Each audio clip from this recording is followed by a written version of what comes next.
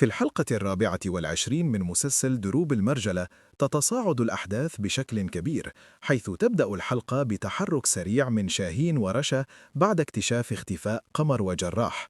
يتجه الاثنان مباشرة إلى قسم الشرطة في المدينة ويبلغان السلطات بتفاصيل الاختطاف، ما يدفع الجهات الأمنية لبدء تحرك عاجل والبحث عن أي خيط يقود إلى مكان المخطوفين.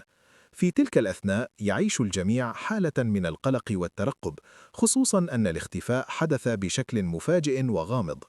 في جانب آخر من الأحداث يواجه الشيخ صقر شخصية سكر ويضغط عليها بشدة لكشف الحقيقة، ومع تصاعد التهديد بتسليمها للشرطة تنهار سكر وتعترف بسر خطير، حيث تكشف أن شقيقها هو الشيخ رشاش. هذا الاعتراف يغير مسار التحقيق بالكامل، ويجعل الشكوك تتجه مباشرة نحو رشاش باعتباره قد يكون المتورط في عملية الاختطاف. بناء على هذه المعلومات تتحرك الشرطة برفقة شاهين ورشا لتفتيش منزل الشيخ رشاش بحثاً عن أدلة.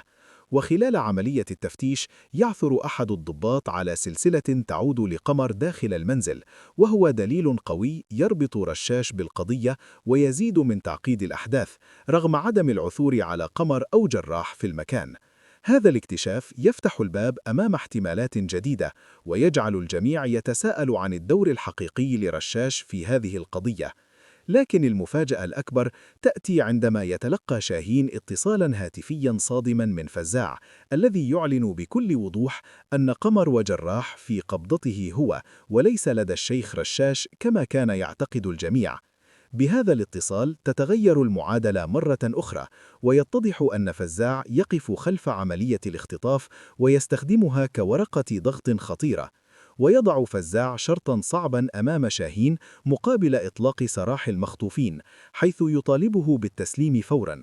ينتهي المقطع عند هذه اللحظة المشحونة بالتوتر، بينما يقف شاهين أمام قرار مصيري قد يغير مجرى الأحداث في الحلقات القادمة. في البداية تحرك شاهين ورشا نحو الشرطة أعطت إحساسا بأن الأمور بدأت تتحول إلى مواجهة مفتوحة مع فزاع، وليست مجرد صراع قبلي كما كان في السابق.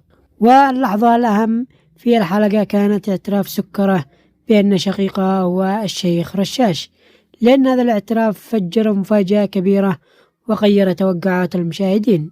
المكالمة التي تلقاها شاهين من فزاع كانت لحظة صادمة، لأنها كشفت أن فزاع ما زال يسيطر على اللعبة ويستطيع تحريك الأحداث من خلف الستار. شرط فزاع بتسليم شاهين نفسه مقابل إطلاق سراح قمر وجراح يزيد التوتر، ويضع البطل أمام اختبار الصعب بين التضحية بنفسه أو البحث عن خطة لإنقاذهم.